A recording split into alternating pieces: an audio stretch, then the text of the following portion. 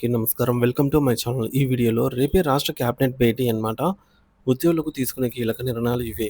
పూర్తి సమాచారాన్ని ఈ వీడియోలో తెలుసుకుందాము. వీడియో అయితే ఎక్కడ గాని స్కిప్ చేయకుండా ఎండ్ వరకు చూసేయండి. అప్పుడు ఇన్ఫర్మేషన్ పూర్తిగా అర్థమవుతుంది. అలాగే వీడియో చూస్తున్న ప్రతి ఒక్కరు వీడియోకి లైక్ చేయండి ఫ్రెండ్స్. ఈ వీడియోని తోటి ఉద్యోగ పెన్షన్ మిత్రులతో అయితే షేర్ చేయండి. కొత్తగా మన ఛానల్‌ని చూస్తున్నవారు ఇంకా ఎవరైనా సబ్స్క్రైబ్ చేసుకున్నట్లయితే వెంటనే మన ఛానల్‌ని సబ్స్క్రైబ్ చేసుకోండి. దీని ద్వారా నేను చేసే లేటెస్ట్ వీడియోస్ అన్నీ మీ వరకు రీచ్ అవుతాయి. ఇక ఆలస్యం చేయకుండా వివరాల్లోకైతే వెళ్ళిపోదాము. ఫ్రెండ్స్ ఇక విషయానికొచ్చినట్లయితే భారతదేశ వ్యాప్తంగా గ్రామీణ, పట్టణ, మురికివాడల్లోని పేద, బడుగు, బలహీన వర్గాల పిల్లల భవిష్యత్తుకు తొలి పునాది వేస్తున్న నిజమైన సైనికులు అంగన్వాడీ టీచర్లు మరియు ఆయాలనే చెప్పవచ్చు. దేశంలో integrated child development services ICDS వ్యవస్థ ఏర్పడి దాదాపు 50 సంవత్సరాలు గడిచినా ఈ వ్యవస్థకు మూల స్తంభాలైనటువంటి అంగన్వాడీ కార్యకర్తల జీవితాలు మాత్రం ఇంకా చీకటిలోనే మగ్గుతున్నాయని చెప్పొచ్చు. ప్రభుత్వానికి, లబ్ధిదారులకు మధ్య వారధులుగా నిలుస్తూ సమాజ నిర్మాణంలో కీలక పాత్ర పోషిస్తున్న వీరి కనీస గౌరవము, వేతన భద్రత కల్పించడంలో ప్రభుత్వాలు విఫలమవుతున్నాయనేది నిర్వివాద అంశము. గుర్తింపు లేని సేవ, అదనపు భారాలు. అంగన్వాడీ సేవ కేవలం ప్రీ స్కూల్ విద్యకు మాత్రమే పరిమితం కాదు. వారి బాధ్యతలు బహుముఖ్యమైనవి. అందులో ముఖ్యంగా చూసుకున్నట్లయితే పోషకాహారము. గర్భిణీ స్త్రీలకు, బాలింతలకు, 6 ఏళ్ల పిల్లలకు పౌష్టికాహారం అందించడము. ఆరోగ్యము. పిల్లల బరువు, ఎత్తు కొలుస్తూ వారి ఆరోగ్య రికార్డులను నిర్వహించడము. టీకాల కార్యక్రమంలో సహాయపడటము. బోధన. చిన్నారులకు ఆట పాటలతో కూడినటువంటి తొలి విద్యను నేర్పడము. అదనపు విధులు. వీటన్నిటితో పాటుగా ఎన్నికల విధులు, ప్రభుత్వ సర్వేలు, కొత్తగా ప్రవేశపెట్టే ప్రతి సంక్షేమ పథకం అమలు బాధ్యత కూడా వీరిపైనే మోపుతున్నారు. అయినా తమ విధులను నిబద్ధతతో నిర్వహిస్తూనే వస్తున్నారు. ప్రభుత్వ ఉపాధ్యాయులతో సమానంగా ఉదయం 9 గంటల నుంచి సాయంత్రం 4 గంటల వరకు పనిచేస్తున్న వారికి దక్కేది మాత్రం నామమాత్రపు గౌరవవేతనమనే చెప్పాలి. సమస్యల సుడిగుండంలో అంగన్వాడీలు. అంగన్వాడీలు దశాబ్దాలుగా ఎన్నో తీవ్రమైన సమస్యలతో సహజీవనం చేస్తున్నారని చెప్పాలి. సమస్యలతో పాటు వాటిలో ప్రధానమైనవి నామమాత్రపు వేతనాలు, నెలల తరబడి జాప్యం. ప్రస్తుతం ఇస్తున్నటువంటి 13,500 గౌరవ వేతనం నేటి ధరలతో పోలిస్తే కనీసం కూలీ కన్నా తక్కువ. ఇది శ్రమ దోపిడీ తప్ప మరొకటి కాదు. ఆ అరకొర జీతం కూడా ప్రతి నెల 1వ తేదీన రాక 2, 3 నెలలకోసారి చేతికి అందుతూ ఉండడంతో వారి కుటుంబాలు ఆర్థికంగా చితికిపోతున్నాయి. ఇక రెండోది ఉద్యోగ భద్రత కరువు. పూర్తిస్థాయి ప్రభుత్వ ఉద్యోగులుగా కాకుండా గౌరవ సేవకులుగా పరిగణించడం వల్ల వీరికి ESI, provident fund, gratuity, pension వంటి సామాజిక భద్రత పథకాలేవి వర్తించటం లేదు.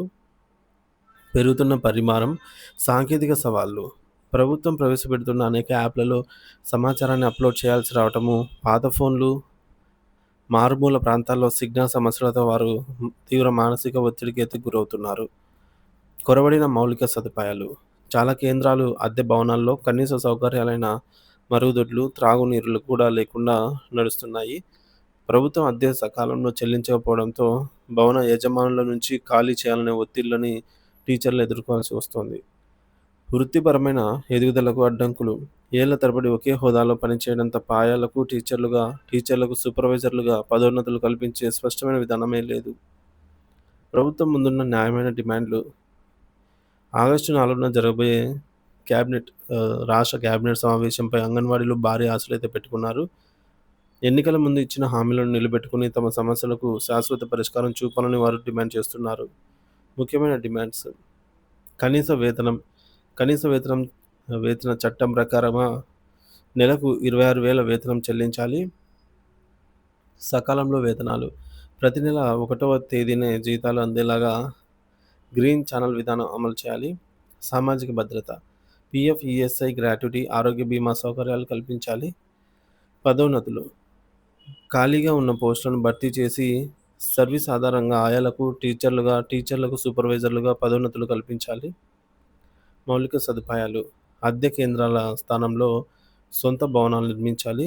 అద్దె బకాయిలను వెంటనే చెల్లించాలి. సాంకేతిక మద్దతు.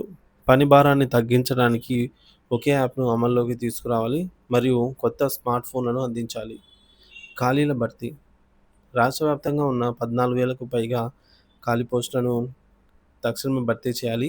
అప్‌గ్రేడ్ చేసిన మినీ కేంద్రాలలో ఆయాలను నిర్మించాలి.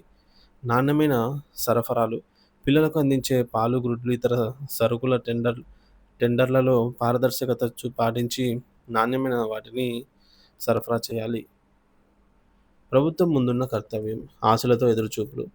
ప్రస్తుత ముఖ్యమంత్రి రేవంత్ రెడ్డి మహిళా శిశు సంక్షేమ శాఖ మంత్రి సీతక్క గారు ఎన్నికల ముందు అంగన్వాడీలకు అండగా ఉంటామని, వారి సమస్యలను పరిష్కరిస్తామని హామీ ఇచ్చారు. ప్రజాప్రభుత్వం మహిళల సంక్షేమానికి పెద్ద పీట వేస్తుందని ప్రకటించారు. అంగన్వాడీ సంఘాలు ఇప్పటికే ఎన్నోసార్లు వినతి పత్రాలు, ధర్నాలతో తమ గోడును వెళ్ళబోసుకున్నాయి. ఇప్పుడు బంతి ప్రభుత్వం కోర్టులో ఉంది. జరగబోయే కేబినెట్ సమావేశంలో అంగన్వాడీల సమస్యలపై సమగ్రంగా చర్చించి కేవలం తాత్కాలిక ఉపశమనం కాకుండా వారి ఆత్మగౌరవాన్ని నిలబెట్టే శాశ్వత పరిష్కారాలను ప్రకటించాల్సిన చారిత్రాత్మక అవసరం ఉంది. సో, అంగన్వాడీలకు కేటాయించే నిధులు ఖర్చు కాదు, రాష్ట్ర భవిష్యత్ తరాల మీద పెట్టే అమూల్యమైన పెట్టుబడి అని ప్రభుత్వం గుర్తించాలి. ఈ సరైన ప్రభుత్వం తమకు శుభవార్త తెలుపుతుందని లక్షలాది మంది అంగన్వాడీలు ఆశతో ఎదురు చూస్తూ ఉన్నారు. మరి చూడాలి ఫ్రెండ్స్, రేపు జరగబోయే క్యాబినెట్ భేటీలో ఉద్యోగ పెన్షన్స్ కోసం ఏమైనా నిర్ణయాలు తీసుకుంటారా లేదా అనేది. సో, రేపు ఈవినింగ్ వరకు మనకు ఈ నిర్ణయం అయితే వెలువడే అవకాశాలైతే ఉన్నాయి. సో, క్యాబినెట్ భేటీలో వెలువడిచినటువంటి ముఖ్యాంశాలను తదుపరి వీడియోలో అయితే తెలుసుకుందాము. Thank you for watching this video.